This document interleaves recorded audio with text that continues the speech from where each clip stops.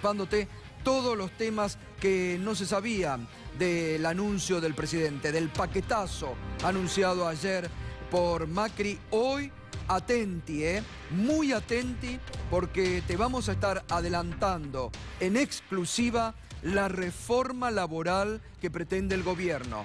Estate atento porque es al mejor estilo de la reforma que ocurrió en Brasil. Por eso, el hashtag con el que nos podés acompañar a partir de este momento es Reforma a la Brasileña, con todo lo que eso significa.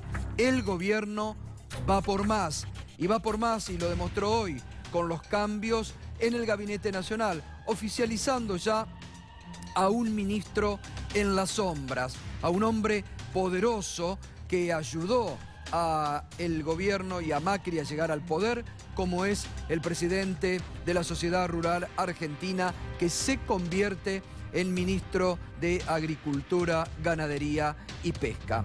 Y no se olviden que mañana a las 17:30 los organismos defensores de los derechos humanos, todos, y la familia de Santiago Maldonado están convocando a la Plaza de Mayo para reclamar justicia por Santiago Maldonado. No nos olvidamos de Santiago Maldonado, lo tenemos muy presente, lejos que, como algunos pretenden, pedirle perdón a la Gendarmería. Pedimos justicia por Santiago Maldonado y exigimos a la justicia que investigue a los gendarmes que estuvieron involucrados directamente en la muerte de Santiago Maldonado. Primer título para esta noche, Reforma a la Brasileña. Lo que se viene, te lo anticipamos en exclusiva, quédate ahí porque te vas a enterar de todo. La advertencia de Elisa Carrió. Me saqué el bozal de la campaña. ¿A quién va dirigida esta advertencia? Enseguida te lo contamos. Y además, Nisman respaldó el pacto con Irán. Nisman sabía del pacto con Irán.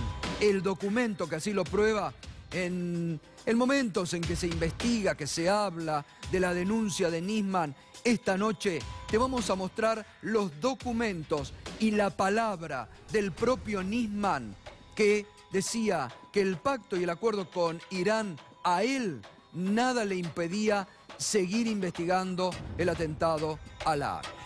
Y el primer tema de esta noche, bueno, los cambios en el Gabinete Nacional. Anoche te anticipábamos aquí en Minuto 1 que renunció el ministro de Salud Lemus en un ministerio muy cuestionado. Un ministro muy cuestionado que había subejecutado el presupuesto en un área que, atenti, se vienen cambios nuevamente, que es el área de salud. Y este hombre, el presidente de la Sociedad Rural Argentina, un hombre poderoso del establishment de la Argentina, el hombre que llevó adelante las iniciativas contra la 125, que en todo momento estuvo a favor del PRO, que jugó a favor del PRO y de Mauricio Macri, el que iba a ser desde diciembre del 2015 ministro de Agricultura, Ganadería y Pesca, porque era el hombre indicado, el hombre pensado por Macri, pero bueno, a último momento, en el reparto con los radicales, algo le tenían que dar a los radicales y le dieron a Ricardo Bursaile el Ministerio de Agricultura. Ahora se dio el gusto y asume como ministro el presidente de la Sociedad Rural, Echeverre, ministro de Ganadería y Pesca. Rubinstein, que venía, como anoche lo adelantaba Mariano Hamilton, que venía ya desempeñándose como secretario de Salud del Ministerio de Salud. Una persona, hay que decir en este caso, reconocida en el ambiente, que asume un ministerio que tuvo una baja performance. Una baja performance. Y Bursaile, que en el reparto de los radicales, para que no se sientan heridos, le van a dar la embajada ante la Unión Europea. Estos son los cambios en el gabinete. Consolida Macri una línea de pensamiento propio, consolida Macri una línea ideológica propia, de centro tirando a la derecha, muy clarita, con la llegada sobre todo de Echeverre, un hombre de la ideología, piensa igual que Mauricio Macri, al Ministerio de Agricultura, Ganadería y Pesca. Ayer hablábamos sobre el paquetazo anunciado por el presidente, los enunciados que dio Macri. Se refirió a los empleados públicos del presidente una vez más, se refirió y hizo mención a los 1.500 empleados que tiene la Biblioteca del Congreso de la Nación, una institución que es de las mejores de América Latina. La Biblioteca del Congreso de la Nación es una de las mejores bibliotecas de América Latina y tiene la hemeroteca más completa de la República Argentina. Es una biblioteca que desde las 8 de la mañana hasta las 0 atiende más de 2.000 consultas por día. Y es cultura. Y es cultura.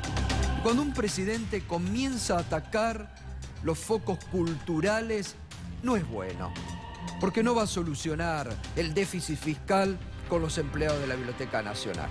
Tampoco, hoy hubo un comunicado muy duro de los empleados de las ordenanzas del Poder Judicial a los que se refirió también el presidente. Tampoco va a solucionar el presidente el déficit fiscal con los ordenanzas que laburan realmente por un sueldo realmente módico en unos tribunales que están atestados de laburo. Pero sí donde el presidente puede hacer un achique es en la propia estructura que el gobierno de Cambiemos amplió desde que llegó al poder.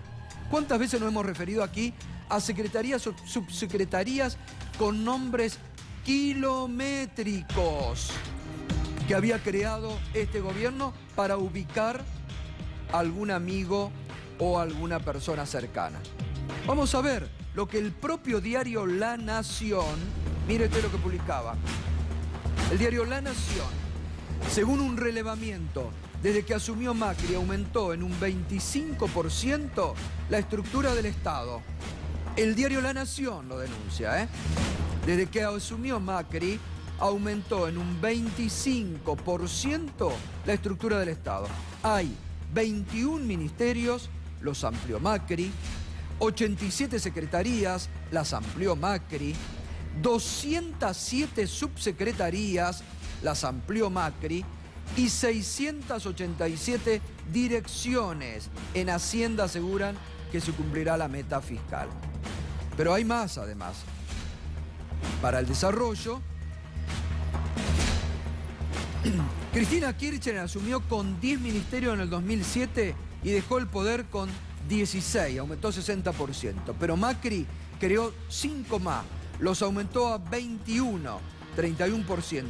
Y 110% desde el 2007. La expresidenta tomó el poder con 50 secretarías de Estado, lo dejó con 70, 40%. Macri las elevó a 87, 24% y 74%. La exmandataria tenía 92 subsecretarías de Estado, dejó 169. Macri incrementó a 207 las subsecretarías. Bueno, ahí está donde tiene que ir a hacer un achique el presidente. No en los empleados de la Biblioteca Nacional, no en las ordenanzas de la justicia. El propio gobierno de Macri ha aumentado la planta del Estado en puestos jerárquicos además, en un 25%. Porque ¿se acuerda cuando el exministro Alfonso Prat Gay atacaba y hablaba de la grasa militante que sobraba en el Estado? Esa grasa militante fue reemplazada y ampliada por gente cercana al PRO, a Cambiemos. Entonces, nada cambió. Y se produjo, según lo que dice Cambiemos, este 25%. Así que ahí es donde seguramente el gobierno tendrá que hacer el achique, en los propios que ellos aumentó. Hoy Teresa García, diputada nacional, que es una de las encargadas de la Biblioteca del Congreso de la Nación, esto le respondía al presidente. Él comenzó diciendo que se había enterado hacía poquitos días de la existencia de la Biblioteca del Congreso. Me asombró porque Macri fue diputado de la Nación. Claro. Es extraño que no sepa lo que funciona en la Cámara de alguien que fue diputado. Y segundo, creó una cantidad de direcciones nacionales que no bajan de 120.000 pesos de salario, de sueldo, que son inexplicables y algunas hasta graciosas. En la Dirección Nacional de Bicicleta, una persona del entorno de Dietrich, mi defensa de la Biblioteca de la Nación, del Congreso de la Nación, tiene que ver con que es un ámbito que tiene 6 dependencias que atienden al público en 2 turnos, la consulta en la biblioteca pública, que tiene una hemeroteca que es motivo de consulta de todos aquellos periodistas y personas y profesionales que hagan investigación, que no puede ser de otra manera si no es consultar con los periódicos de época, que además tiene un espacio cultural que este año ha tenido una enorme y florida actividad, absolutamente gratuito. La Biblioteca del Congreso de la Nación Argentina es la más grande de América Latina. Y si al presidente le gusta comparar número de empleados, discusión en la que no voy a entrar, porque creo que es como el tero, pone el huevo en un lado y grita en el otro, la Biblioteca de Estados Unidos tiene 3.000 empleados en planta permanente y un presupuesto de $600 millones. Me parece que es la estigmatización de los trabajadores del Estado, cosa que creo que los dirigentes gremiales deben resistir, ¿no? Bueno, allí estaba la respuesta de Teresa García, diputada nacional y una de las encargadas hoy por hoy de la Biblioteca del Congreso de la Nación, que reitero, es una de las más completas, de las mejores de América Latina y que cumple realmente con una tarea educativa al servicio de la comunidad, con muchas actividades culturales que no nos podemos permitir achicar. Al contrario, actividades culturales siempre hay que agrandarlas. Elisa Carrió viene de la semana pasada lanzando advertencia. Ya dijo que no se olvida de Lorenzetti. Dijo la semana pasada que no se olvida de Lorenzetti. Y hoy, a través de un tuit, advirtió hacia el gobierno y hacia otros sectores lo siguiente. Miren lo que dijo hoy Elisa Carrió. Ya me saqué el bozal de la campaña, y con un emoticón sacando la lengua y guiñando el ojo. ¿Qué quiere decir Elisa Carrió? Que se vuelve a convertir en la fiscal, no solamente de la República, como ella misma se ha asignado ese rol, sino que en la fiscal de Cambiemos a partir de este momento. Elisa Carrió es la gran fiscal de Macri, que además hoy se permitió adelantar ya la posibilidad de la reelección del presidente Macri, porque dijo, si sigue así, en 2 años lo voto como presidente.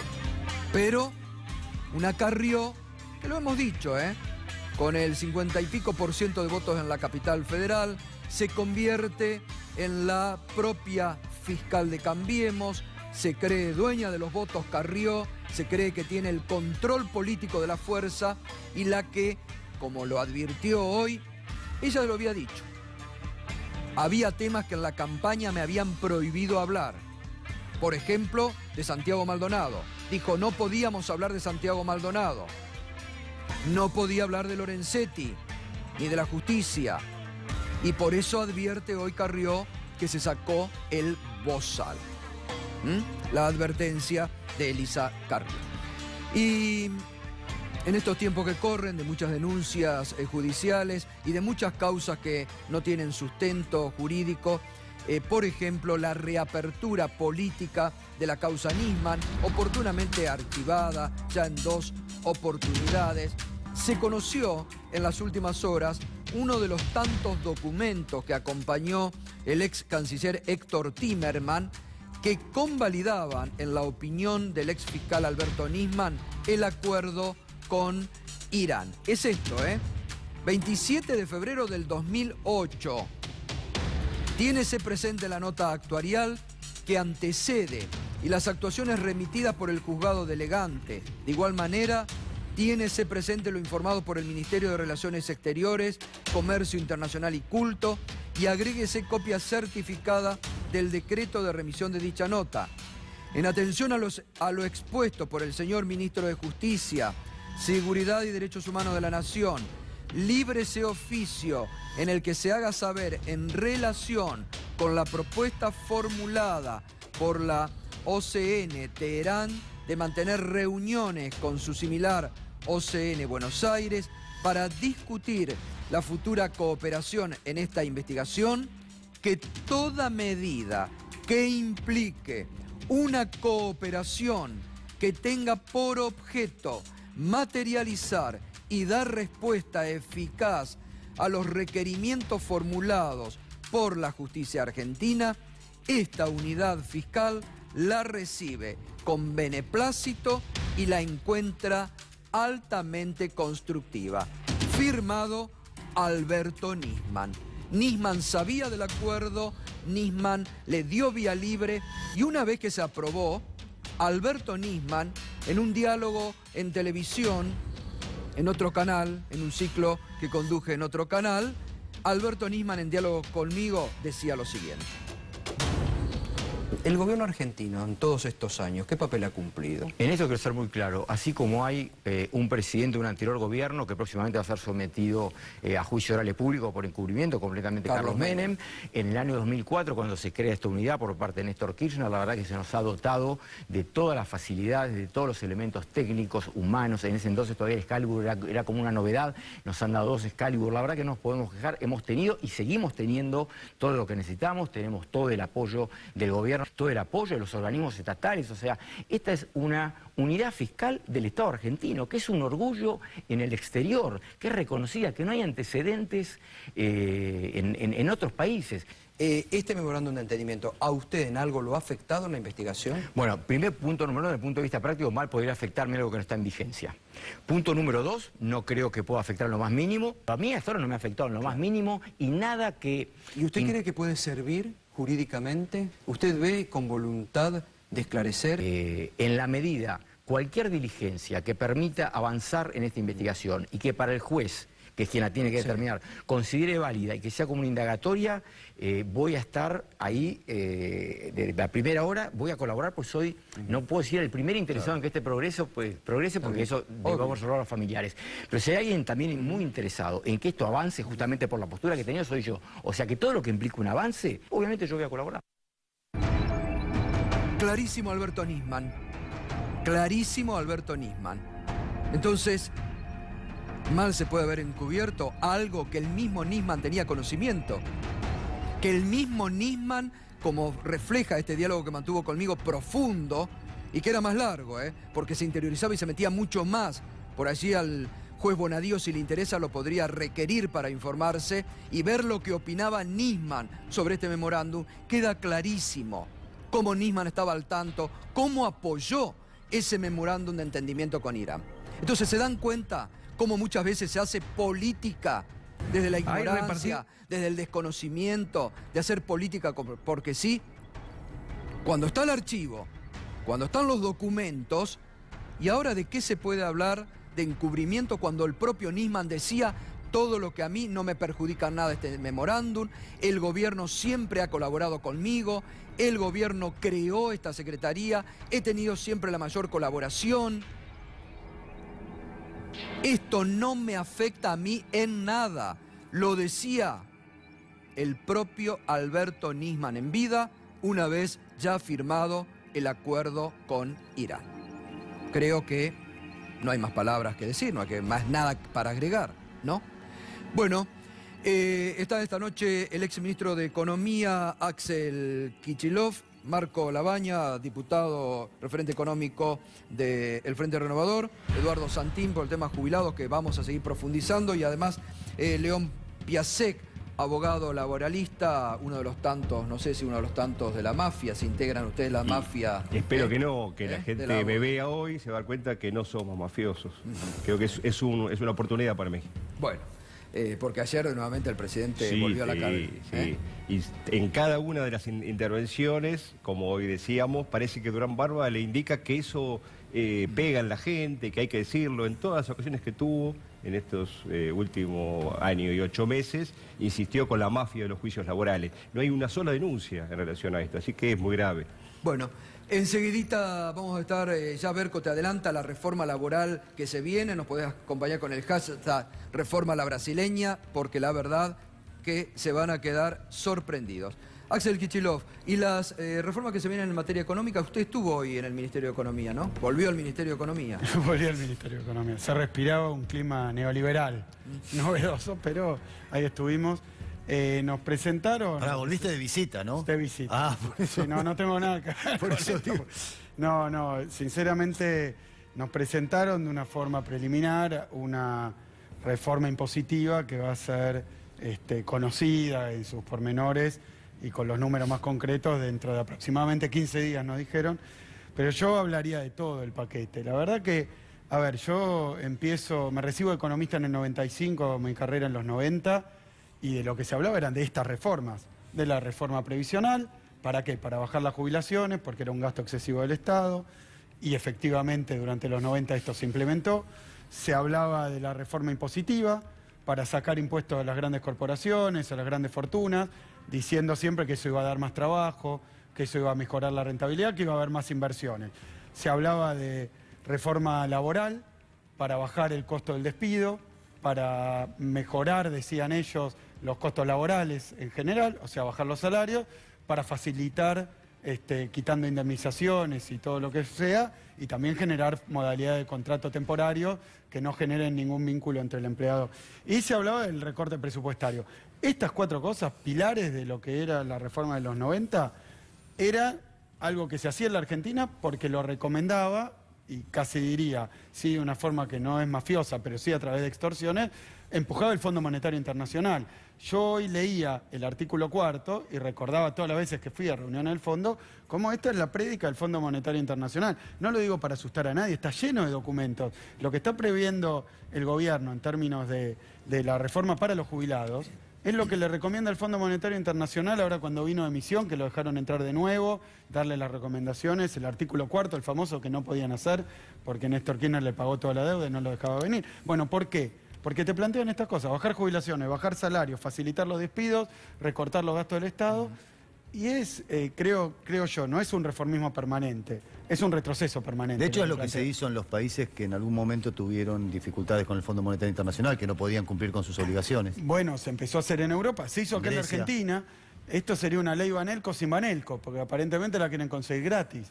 Sacarle derechos a los trabajadores argentinos. Todo con la idea de que si es más barata la mano de obra, en el extremo gratuita, porque hay elementos que yo veía de los borradores de la reforma que han previsto, es prácticamente gratuito para los estudiantes, para los pibes, prácticamente gratuito. Bueno, si es gratuito va a haber más empleo, la economía va a crecer más, somos más competitivos. Esto no funcionó en ningún lugar del mundo, esta es la verdad, no funcionó en ningún lugar del mundo, nos nivela para abajo. Pero antes vamos a presentar lo que ha estado investigando en las últimas horas Berco sobre la reforma laboral. Es lo que más preocupa en estos momentos. ¿Y cómo va a ser esa reforma laboral, Berco? Ayer anticipamos, Gato, buenas noches, los lineamientos generales de esta reforma laboral. Ya sobre la medianoche empezó a circular un borrador que tiene 142 artículos, 12 títulos y 36 capítulos que pudimos analizar hasta hoy y que ahora sí les presentamos ya con algo más de detalle. Es lo que se va a discutir claramente en los próximos meses en la Argentina. El gobierno lo quiere tener aprobado para antes de fin de año, pero tiene muchas cosas, muchos cambios, muchas reformas que hacen a la vida cotidiana y a la relación laboral en su esencia más íntima, ¿no? Digamos, barre con lo que conocemos de una relación laboral de los últimos 60, 70 años.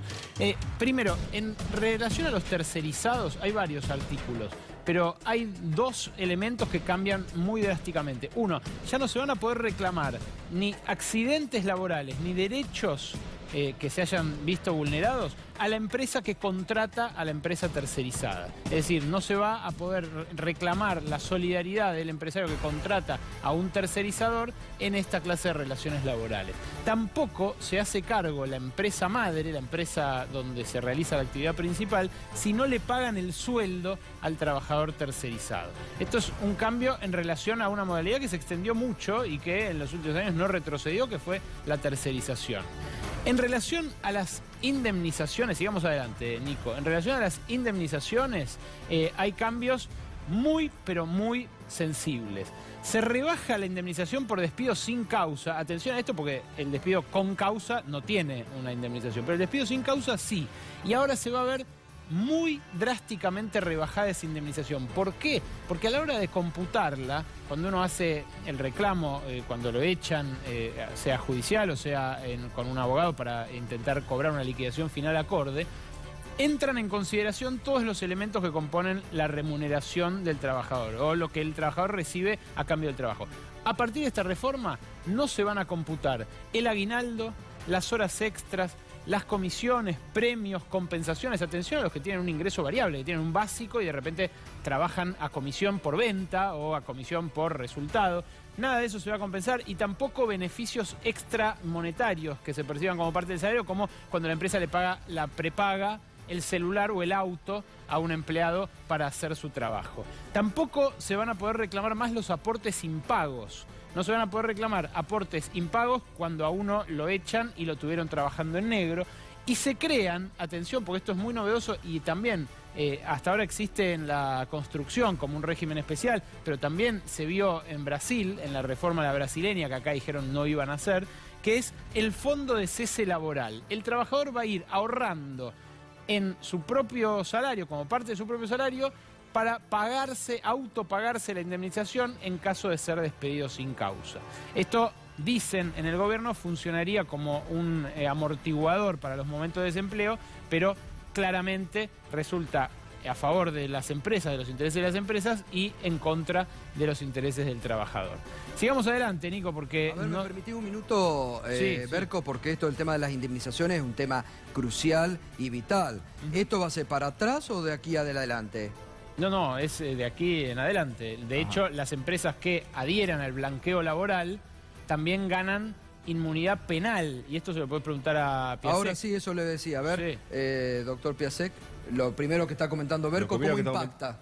Y bueno, si se sanciona en el Congreso, no lo demos como un hecho consumado. Está bien, pero esta es la reforma. Esta es la reforma. Esto es lo que quiere el que nos vino hoy de ahora contrabando. vamos a hablar con Marco Labaña, a ver qué van a hacer ellos. Axel es diputado. Pero esto es lo que quiere el gobierno. Voto ¿Esto cantado. cómo impacta? Esto impacta en una rebaja. ¿Es bueno o malo para es malísimo. Bueno, hay un solo artículo de los 142 que dijiste, Berco, que parecería bueno. Le tuvieron que poner algún artículo bueno.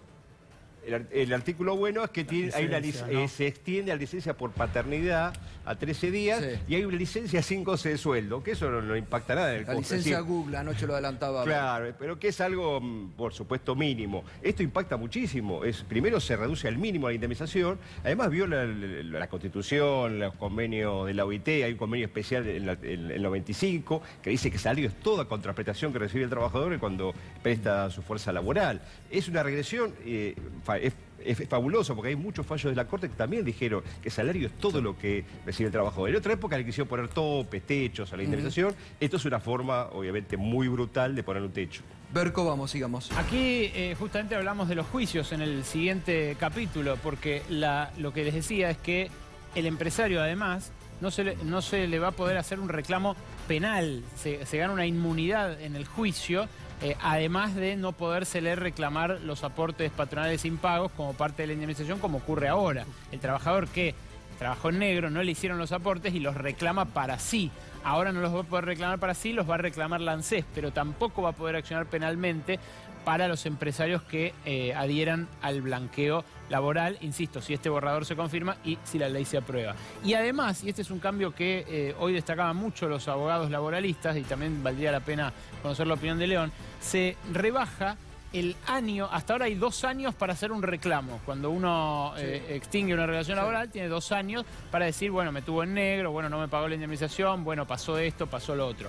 Ahora se rebaja a 1 año, pero esto ya se había rebajado de 4 a 2 años. ¿En qué momento, Piasek? La dictadura militar, cuando mutila la ley de contrato de trabajo, entre otras mutilaciones, se reduce el plazo de prescripción, la posibilidad de que vos inicies un juicio, lo redujeron de 4 a 2. Y ahora este gobierno intenta reducirlo de 2 a 1 año, que es un plazo muy escaso y los trabajadores van a perder derechos en este tema. Pero esto no puede hacer que de repente algún empresario, porque el argumento del gobierno el argumento general es, esto puede hacer que un empresario le pierda el miedo a contratar a un trabajador en blanco, porque se cercena, se acota el riesgo de sufrir un juicio laboral. ¿Esto puede pasar? ¿Puede ser que alguien se vea incentivado a contratar a alguien más? Yo creo que no, ya hubo blanqueos, hubo perdones, hubo inmunidades en la década del 90 sobre todo, como dijo Axel, se ha ensayado esto y no generó empleo. Inclusive hemos incrementado en esa década, se ha incrementado hasta un 50% el momento de desempleo. Es decir, no ha sido útil en ninguna parte del mundo y también empíricamente se puede constatar acá. Vamos, Berco, a ver, vamos a completar el informe, Berco. Pasantías, otro viejo conocido, esto también, allá por los 90 se utilizó mucho, hasta entrados los años 2000, cuando empezó a controlarse mejor. Hubo fraude laboral, un montón de pasantes disfrazados de tales, pero en realidad trabajadores precarizados. Ahora, con las pasantías, perdón, ese ítem está repetido. Las pasantías lo que hacen es devolverlas según lo que acuerden los sindicatos con los trabajadores. Van a poder hacerse hasta por un año y para estudiantes o para graduados que tengan hasta un año de graduación, hasta un año de entregado del título. Claro que con alguna limitación, 30 horas semanales y demás, pero con altas chances de que se vuelva a generalizar mucho la figura del pasante. Y la jornada laboral, un cambio muy importante. Con este cambio, yo diría, los trabajadores tienen que renunciar, sobre todo en la industria, a la idea de una hora extra o a la idea de cuando son suspendidos recibir una compensación de parte del salario. ¿Por qué? Porque se va a empezar a usar un banco de horas y se va a computar la jornada de manera anual. Con lo cual, si una empresa de repente necesita más tiempo del trabajador, puede, en ese caso, exigirle que trabaje más y que compense en el futuro con menos trabajo en otras circunstancias. Esto hace que el amortiguador sea el trabajador, porque hoy se le paga una hora extra al 150 o al 200 en caso de que necesite la empresa trabajo de más, y luego, cuando es suspendido, en muchos casos le pagan la mitad del sueldo, un 75% o lo que sea. Y hay permiso para que los sindicatos, los gremios, negocien jornadas, y acá hay un punto muy parecido a Brasil, negocien jornadas por encima de las 8 horas diarias. O sea que se pueda trabajar hasta 10 horas diarias según lo que acuerde cada sindicato con la Cámara Patronal. No es todo, porque en un último capítulo les mostramos lo que cambia respecto de los aportes y también las novedades, lo que decía Piasek. Hay acá una novedad positiva, claramente, que es una asignatura pendiente que tiene la Argentina desde hace varios años, cuando muchos países empezaron a avanzar en licencias por paternidad, que además ayudan a que las mujeres no ganen menos, porque cuando la mujer se toma 3 meses y el varón se toma 2 días, claramente un empleador prefiere contratar a un varón, porque a la mujer le cuesta más cara. Bueno, se amplía la licencia por paternidad de 2 a 15 días y se crea esta licencia sin goce, lo que nosotros llamamos la licencia Google, que se va a poder tomar hasta un mes por año sin goce de sueldo. El nuevo protagonista o la nueva figura que aparece es el trabajador autónomo económicamente dependiente. ¿Qué es este trabajador? Es el que trabaja para un mismo empleador, pero que ahora aparece como desligado de ese empleador. Si genera hasta el 80% de sus ingresos de un mismo empleador, va a poder anotarse como como un trabajador económicamente dependiente, sin los derechos de un trabajador en relación de dependencia. Pero ¿con qué objetivo el gobierno introduce esto? Con el objetivo de que el que hoy está en negro, de repente un techista que quiere contratar a un ayudante, lo puede hacer bajo esta figura. Hoy la mayoría de esos que hacen changas lo hacen en negro. Yo creo, Gato, y con esto creo que ya terminamos, Nico, no sé si le queda alguna placa más, creo que ahí hay un punto importante que puede abrir el debate. El gobierno lo que dice es: estos derechos son privilegios. Claro, hay un montón de gente, 1 de cada 3 trabajadores, que todavía está en la informalidad y que probablemente lo vea así. El problema es que es nivelar para abajo, es hacer que empiecen a carecer de estos derechos los trabajadores en relación de dependencia. Ese es el debate que me parece se viene de acá en adelante y que probablemente también cruce un poco la mesa. Bueno, vamos a pedir algo, por favor, ver con la reforma para que nos saquen la cucaracha contra productores insistentes a la hora de hacer los programas también. Lo tenemos que pedir para la reforma laboral. Bueno, Marco Labaña, ¿qué opinión le merece todo este paquetazo? Bueno, buenas noches. Déjenme primero simplemente recordar hoy la muerte de Mario Das Neves, sí. Un gran gobernador que lamentablemente falleció hoy a la tarde. mis saludos a la familia y al pueblo tubutense. Sí, hace bien en recordarme, porque además una persona que yo lo ponía esta tarde en Twitter, ¿no? Lo conocí hace muchos años cuando recién llegó como diputado, y él sí denunciaba las mafias con nombre y apellido. Con nombre y apellido denunciaba las mafias, se enfrentó a muchas de ellas, incluso con algunos jueces poderosos en su momento. Hicimos algunos trabajos, investigaciones con él, y realmente hay que destacarlo. Así que un dirigente excepcional, sí, la verdad, que una pérdida muy grande. Muy grande. A ver, sobre las distintas medidas, yo creo que lo importante acá va a ser que efectivamente el gobierno acepte el diálogo y buscar los consensos, sobre todo en este tema laboral, que claramente nosotros lo venimos diciendo. No podemos ir para atrás en términos de que sea el trabajador el que termine pagando los ajustes, como tampoco aceptamos que sea el jubilado el que sea el que vaya a cargar sobre sus espaldas el ajuste fiscal. Digo, la buena noticia, si se quiere, es que está abierta la mesa del diálogo.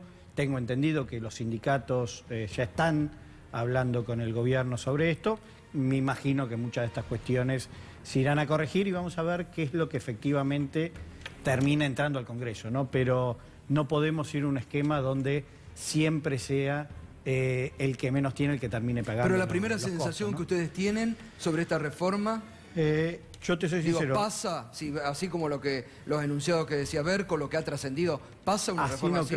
Así no creo que pase. Te soy sincero, no la pude ver todavía en detalle, porque esto todavía se conoce ahora, pero así por alguna de las cuestiones. ¿Sabe cuál es la sensación que tengo, Marco? Que es como una propuesta salvaje para ver si colamos el 20 o el 30%, digamos. Pero eso el Ejecutivo suele hacerlo mucho. Bueno, o muchas veces tira los globos de ensayos tira mucho para retroceder después. Sí, que eso lo ha hecho. Y muchas veces tira medidas para ver cómo pega en la opinión pública, y a la semana dice, no, eso no estaba en estudio, íbamos a ir por este lado, ¿no? A ver, Axel. Eso lo suele hacer también. Mira, yo con esto, como tenemos varias sesiones y leyes de experiencia en esto, yo lo que creo es que una de las trampas es que efectivamente el gobierno, con esto del ensayo y error, parece que viene por todo, después retrocede en un diálogo. Bueno, los resultados fueron todos malos. Todos malos.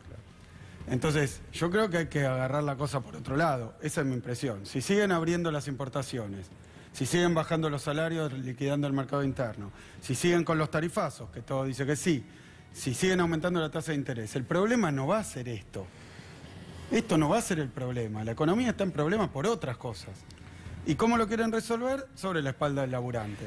Entonces a mí me parece que la agenda que nos está planteando el gobierno, bajar los impuestos, bajar las jubilaciones, bajar el gasto... Bueno, a ver, tienen un millón de millones de LEVAC que paga, por lo que pagan 700, 800 palos por día de interés. Los intereses de la deuda externa han subido un montón. Lo que vamos a ir a ajustar es los trabajadores del Congreso. Sí, entonces yo creo que ahora, como se viene la reforma de los 90, Cavallo ya dijo, estas son las reformas de los 90, le podemos buscar, qué sé yo, que tiene una licencia por paternidad. Bueno, probemos la licencia por paternidad, claro. Fenómeno.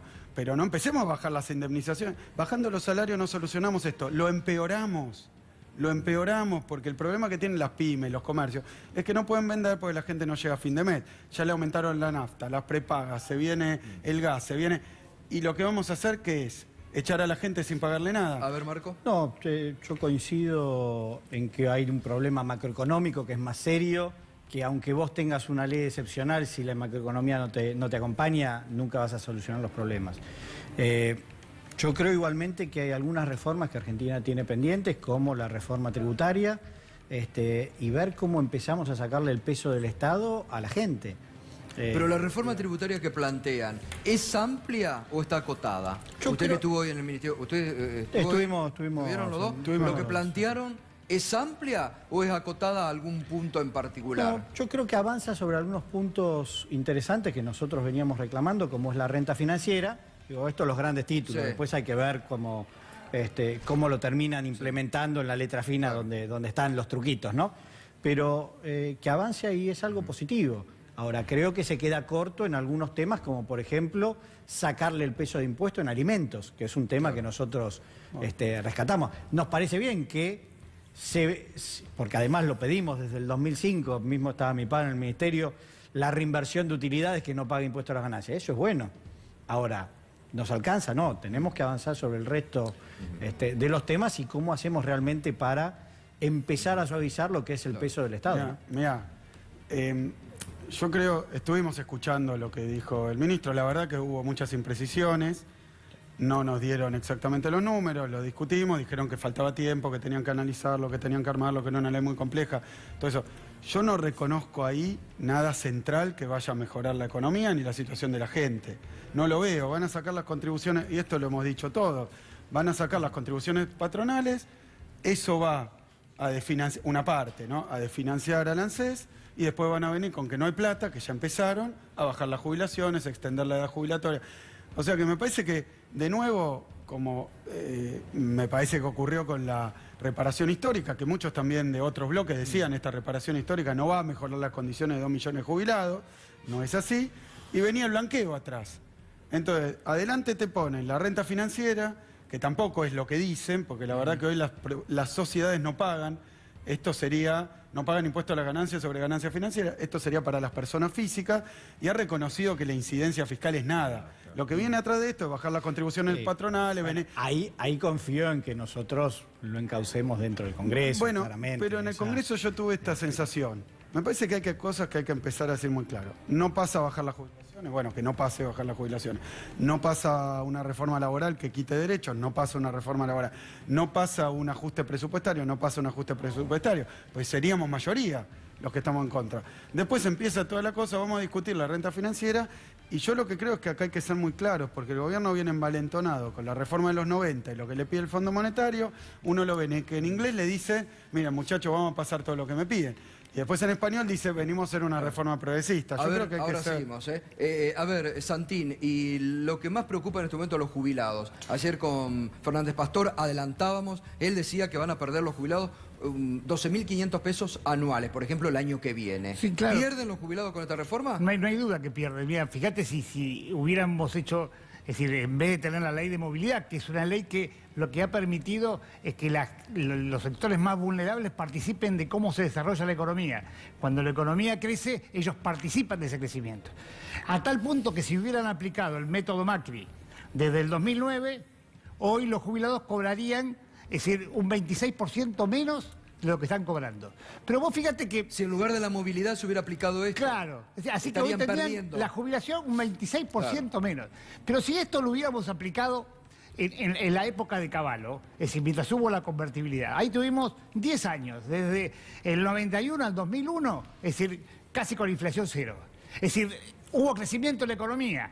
Toda la economía se la llevaron ellos. Si hubiéramos aplicado la ley de movilidad en ese proceso, los jubilados le hubiera crecido la jubilación del 45%. Digo, este tipo de cosas es la que tenemos que discutir, porque, es decir, esto de hacer participar a la sociedad más vulnerable del crecimiento de la economía, ellos lo que pretenden es que hoy quieren que la economía crezca, están previendo que va a haber algún crecimiento de la economía por el rebote, pero se la quieren llevar ellos. Es decir, en vez de repartirla específicamente entre la sociedad.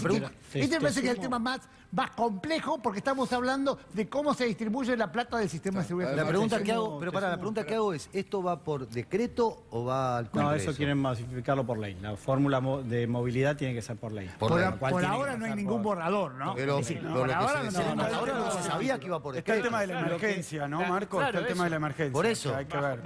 Pero no es emergencia. La pusimos cuando hicimos... Lo que dijeron ayer muchos Fernández Pastor es que justamente bajo la figura de la emergencia te cambian. Y ayer Marcos Peña dijo que lo cambian. Vos fijate que si hubieran pensado en eso, en el borrador de 142 artículos, estaría. No, claro, Marcos Peña digamos, la realidad en el borrador de 142 no está. El presidente, yo estuve ahí en el CCK, dijo, estos son discusiones que son para 3 años, pero mientras tanto tenemos propuestas para la transición. No dijo decreto, no dijo pero decreto. dio a entender que... No, a ver, yo entiendo que no puede ser por un decreto, y en todo caso, si es un decreto, tiene que ser un decreto de necesidad de urgencia, que tiene que venir al Congreso, que claramente no va a ser. Los decretos de necesidad de urgencia pasaron todo. Hay muchos que están todavía pendientes de tratamiento, que la Cámara no los trata, que tiene rechazo ya, pero eso es otro. Igualmente, cuando se hizo la reparación histórica, que se puso la emergencia, específicamente se puso que era una emergencia en términos de litigiosidad del sistema previsional. Esto no es un problema de litigiosidad, esto es un problema de la fórmula de movilidad, con lo cual no debería estar incorporado dentro de ese concepto de emergencia. Pero ayer ahora, hablaban del artículo 2. Hicieron el cambio del blanqueo por decreto. Claro. Ayer lo que decían en el programa es que el artículo 2 era el que habilitaba al gobierno a hacer el cambio por decreto. Emergencia en litigiosidad. Sí, pero acá, si después interpretan otra cosa, bueno, pero hablando de la obviamente creo que se va a armar litigiosidad, escándalo. lo que va a traer el cambio de la movilidad es litigiosidad. Claro. Es decir, Totalmente de acuerdo. Va a poner el sistema en litigiosidad. Claro. Entonces, digo, por lo tanto, la emergencia en litigiosidad entra perfecto para poder discutir este tema. Y otra cosa, el blanqueo, como lo explicó muy bien Berco, también va a hacer perder años de servicio para ese trabajador. Claro. Hoy, si hace un reclamo porque la patronal se quedó con su plata de los aportes o retuvo las contribuciones, cuando se prueba que trabajó, que relación de dependencia, por un contrato fraudulento, esos años de servicio se computan para la jubilación. Permítanme introducir el eje que les planteaba desde allá, porque seguramente hay gente que nos está mirando que dice, para mí, vacaciones es una fantasía, aguinaldo nunca cobré, soy monotributista y me negrean y... Bueno, me parece que a esa gente le habla un poco el gobierno cuando propone flexibilizar para que ellos entren a algo que sea un poco peor, pero que entren esos que hoy no tienen nada. Hoy el techista que tiene un ayudante lo tiene negro. Entonces, sin defender esto, porque yo sé que siempre se escuda detrás de recortes, una nivelación para abajo, me pregunto, ustedes, a los que le tratan de mafiosos, por ejemplo, los abogados laboralistas... No lo digas más, porque estoy tratando de blanquear mi imagen y vos lo repetís. Lo recordás cada 2 minutos. Pero digo, a ese, ¿qué se le puede decir? Al que tiene expectativas en que esto lo ayude a entrar. No, lo que tiene que tener esa persona que no tiene ningún trabajo registrado es posiblemente tener las posibilidades y el acceso a un trabajo registrado a través de otras vías. Una cosa no quita la otra, no debería quitar, ¿no? Pasa que durante el kirchnerismo se crearon un montón de puestos de trabajo, pero siguió habiendo un 30 y pico % de Sí, pero veníamos del 45. Sí, por eso. Se bajó con crecimiento y con actividad económica y con industria. También si vos, ¿qué es lo que está pasando? Vos mirás los datos de empleo de este gobierno. Cayó muy fuerte el empleo industrial formal. Sí, sí. Y convirtieron en monotributistas. Así que es al revés. Se incrementó la cantidad de monotributistas. Precarizaron el empleo. Entonces, ¿ahora qué dicen? Vamos a hacer una sociedad donde... Estoy tratando de entender. No, lo entiendo, pero yo creo que... Pero perdóname, un buen ejemplo no puede ser lo que se hizo con las empleadas domésticas, digamos, que fue ingresar al sistema un montón de gente, pero desde un lugar tal vez un régimen no de un lugar especial, precario. porque son particularidades. Sí, lo que seguro nos sirve es darle a todos... Yo le decía al ministro Duhovne, le dije, mire, si ustedes quieren blanquear a empleados dándole las mismas protecciones que tiene o las mismas condiciones cuando está en negro, la verdad que no ganamos mucho. Entonces, yo creo que ahí hay una paradoja. Si nosotros le vamos a sacar las contribuciones patronales, me decía, no, pero todavía le queda el aporte a la obra social. Es verdad, pero digamos, llegamos a un sistema... La cobertura de los riesgos de trabajo tampoco lo tendría. Claro, lo ponen en unas condiciones. Esas partes, por lo que dijeron hoy en la reunión, toda esa parte quedaría... Pero va a otra ley. Va la ley que... Va la ley, por eso. Yo lo único que se estaría sacando es la parte del aporte. Acá hay un montón de economistas, un montón de sindicalistas, un montón de políticos. Sobran muchos, dijo el presidente. Los que sobramos, o los que quieren mandar el presidente a la luna, nos opusimos a esto en los 90. Vimos la crisis de 2001. En los 90, en todos los momentos de flexibilización laboral, de recorte de gasto del Estado, de achicamiento de la economía, de desindustrialización, nos decían, eso es para bien, porque van a llegar las inversiones extranjeras, porque va a venir... esto derrama. Nunca funcionó. Entonces, si ahora de nuevo nos vamos a comer la curva, o con esas excusas vamos a decir, bueno, va por ahí. La verdad que todo esto se probó 20 veces. Yo creo que avanzar en cambios en una reforma laboral, mecanismos que te permitan incorporar trabajo informal, que te permitan formalizarlo, yo creo que es bueno. Ahora, la clave acá es el cómo lo hacemos y sobre todo no caer en errores que se han cometido. Vamos a ver si este gobierno, la letra fina después del proyecto que termine viniendo al Congreso, trata de evitar eso, pero también tuvimos momentos donde tuviste baja de aportes patronales. Es interesante lo que hay que cambiar es aprender de esos errores que haya Argentina ha cometido y las adaptaciones que hay que hacer, porque efectivamente hay que hacer modificaciones en el mercado laboral por la economía informal que tenemos que hacerlas sabiendo que no podemos cometer lo mismo. No podemos seguir desfinanciando a la ANSES. porque si no después estos recortes jubilatorios vienen más. Entonces, de esas enseñanzas que ya las vimos en el pasado, bueno, tenemos que armar un esquema donde te permita incorporar algunas cosas que pueden estar bien en el proyecto que Berco adelantaba, teniendo claramente cómo modificamos esos problemas. ¿Sabes qué pasa ahí? Digamos, el tema de fondo es que nadie incorpora a un trabajador si no vende.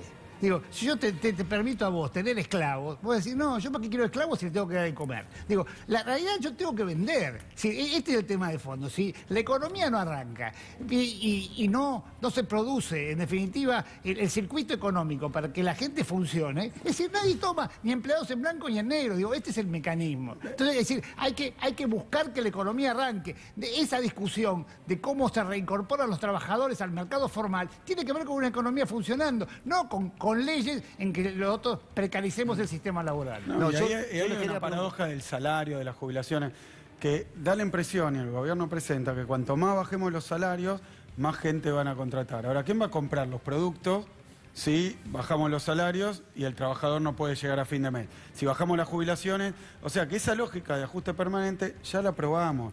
Es una teoría económica, es la teoría del Fondo Monetario, que va liberando recursos para pagar los intereses de deuda.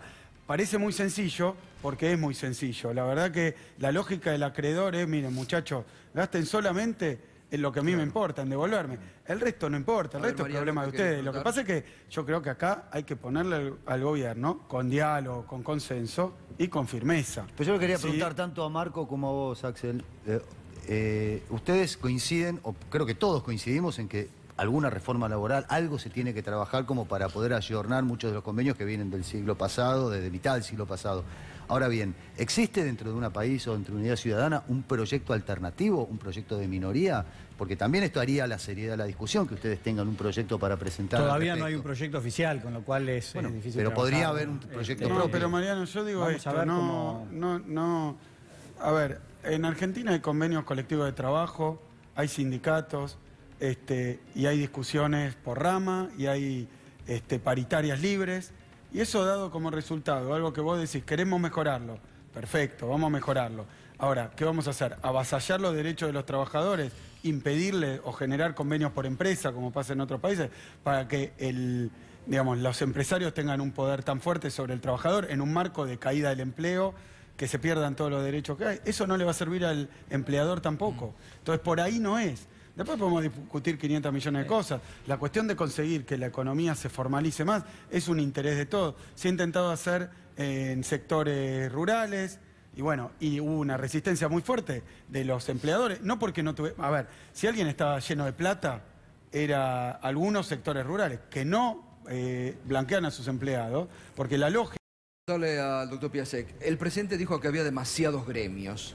¿Lo puede determinar eso el gobierno? Sí, no tiene ningún sentido así en abstracto. Hay demasiados gremios por un problema que hay en el modelo sindical. Eso no quiere decir nada en sí mismo, no es malo en sí mismo. Obviamente sería mejor un movimiento obrero organizado, unido, en consensos básicos, en federaciones, pero eso no tiene nada que ver, porque va a suprimir sindicatos porque hay muchos. Y las cámaras empresarias también, hay como 2000 cámaras empresarias, y muchas de ellas, ya lo dije, son sellos de goma, no representan a nadie. Nadie las controla, nadie las fiscaliza, y muchas veces no se sabe si realmente representan a la actividad. Con eso el presidente no se mete porque, es un empresario, ¿no es cierto? Ahora digo, y la última, porque mucha gente que estaba mirando, que tiene muchos años, ¿y los derechos adquiridos se van a respetar o también se pasa por arriba? Bueno, como dijo acá el compañero, va a generar una cantidad de juicios porque hay derechos adquiridos, hay convenios internacionales, hay tratados, hay toda una jurisprudencia que viene afianzando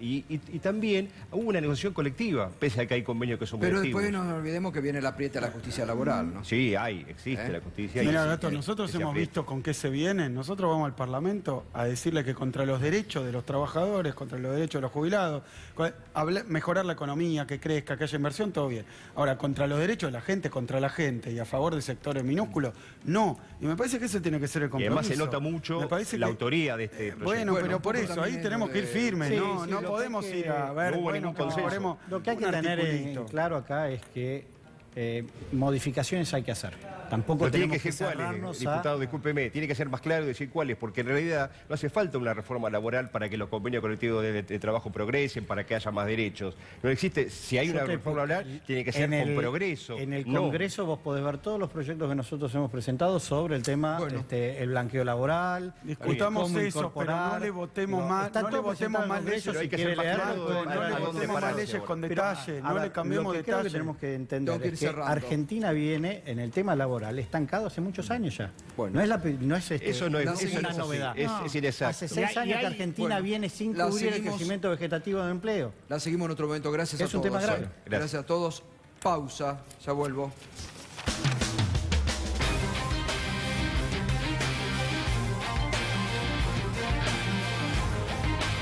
Autoridades en el ex Grupo Indalo.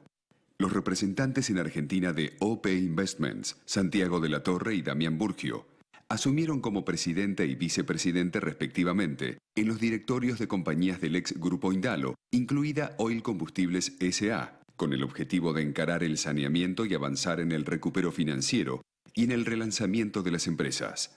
El acuerdo de adquisición, condicionado a la aprobación judicial, había sido firmado el pasado 20 de octubre. En los próximos días, se presentará al juez federal Dr. Julián Ercolini un plan global de reestructuración y financiamiento de las empresas involucradas. Una vez aprobado el plan por el juez federal, se producirá el cambio de titularidad de las acciones y el desembolso de las nuevas inversiones comprometidas en el marco del clima favorable para la inversión y el desarrollo vigente en la Argentina.